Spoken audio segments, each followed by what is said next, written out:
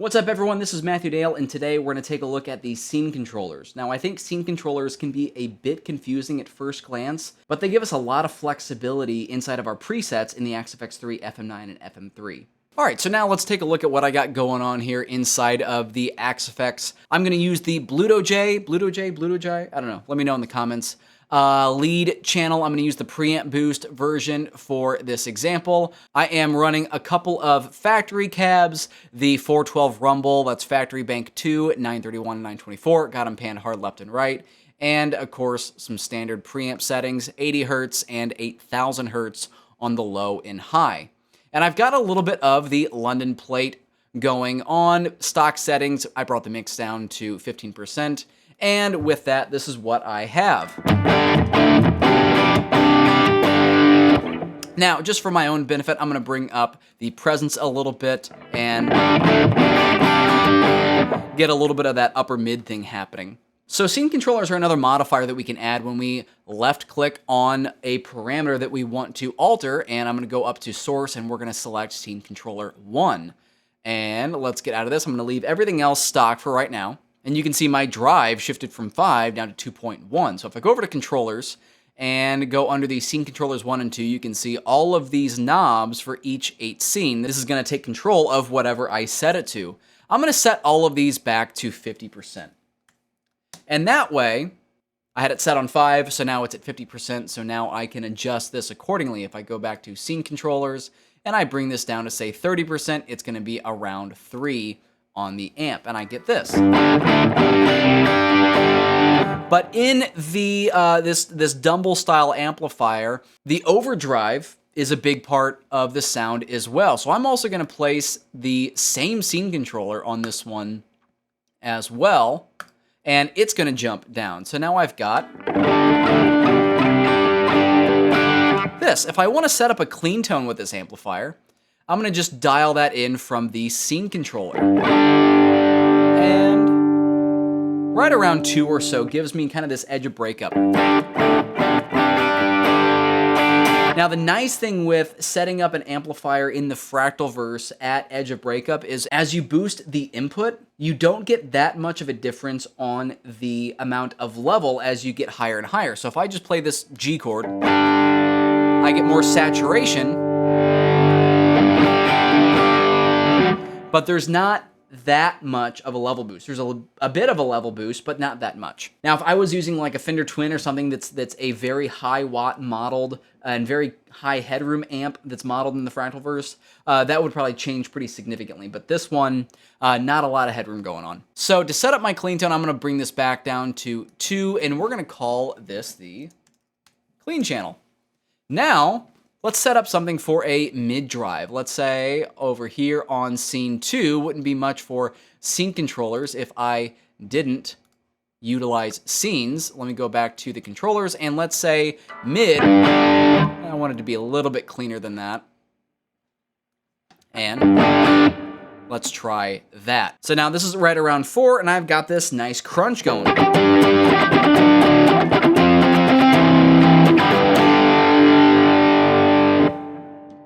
And let's say that's going to be our drive.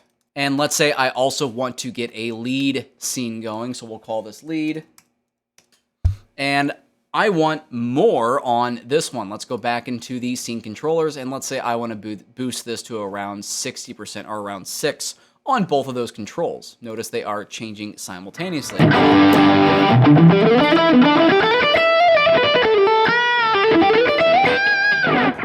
And that's a great lead amount of saturation. Now let's say I also want a delay on my lead tone. I'm gonna go in here and select delay. I'm setting this up in stereo and I've got one saved in my block library. So stereo, parallel delay, and I've got this. There's my stereo delay. And now I'm gonna set this up, rather than bypassing it, I'm gonna set it up with a scene controller on the level control. So I'm going to bring this around to around half, which is like -30 on something like this control, -30 dB. And we're going to place a scene controller. This time I'm going to use scene controller 2. And now I'm going to set these scenes down here on scene controller 2 to 50%. set all. So on my clean scene, let's say I want more delay than that. I'm going to go over to controllers and let's boost this up. Let's see what 63 sounds like. That's good. Let's do the same thing for the drive, 62, 63. So here's drive with the delay now. Let's say I want less delay on that, so I'll bring that down. Just a little bit of extra ambiance, but when I go to my lead scene, I want to crank the amount of delay. Let's try 70-ish%.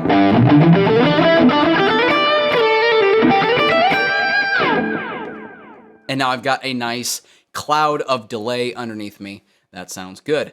Let's say when I get out of my lead, I don't want the reverb tails to drop dramatically. If I go back into this scene controller by left-clicking, and I'll get into the modifier menu, on the release of this, let's say I want this to be a lot slower. So if we crank this up to like 6,000 milliseconds, that's going to be about 6 seconds. And I'm going to shift this from exponential to linear. Now, when I leave this scene, the level drops slowly. So watch the level control there. It jumped to -7 as I got into that scene, but now when I go back to drive, it drops slowly. So I can jump into a lead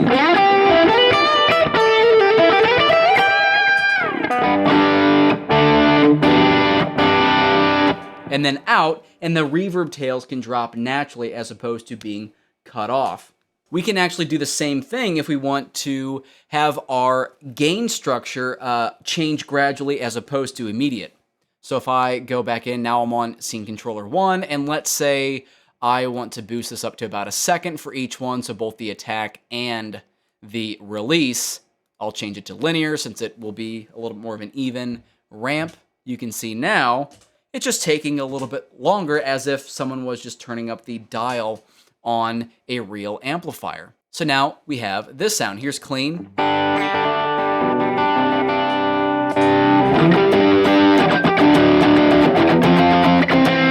Lead.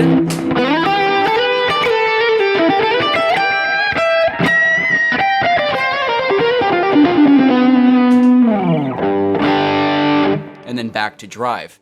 This is pretty useful because I'm only using one amp channel for this and really one delay channel. I'm not switching different channels. So on something like the FM3 that might take a little bit longer to make those channel changes, you can utilize these techniques to get seamless switching. Hey everyone, it's Matt from the editing room. So the keen-eyed observer might have noticed the big blunder that I made when I shot this original video, where the channels were actually swapping when I was going through my scene controller example here. So now I've got this all worked out again. Here we are in Axe Edit, and you can see as I go through, there's clean and drive and lead. Everything is set back to A like it should be. Now I'm just gonna strum a chord for you guys so you can hear that it is gapless switching, because it's really not switching anything, it's just sweeping the knobs back and forth. So here's clean,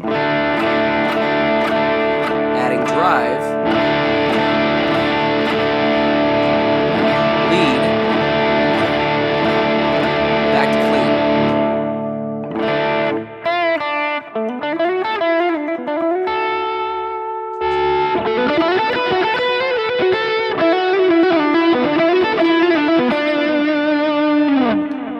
Now, if you do want to try this out for yourself, I will go ahead and I'll upload this patch to my website. You can hit the link in the description below and try it out for yourself as well. Anywhere you can place a modifier, you can utilize a scene controller to really dial in some of your tones. It's a terribly flexible modifier to use, and I hope that this video was helpful in sort of demystifying this control. Let me know if there's certain ways that you use a scene controller in your own presets, and if you like content like this, go ahead and hit that like and subscribe button. My name is Matthew Dale. I will see you on the next one.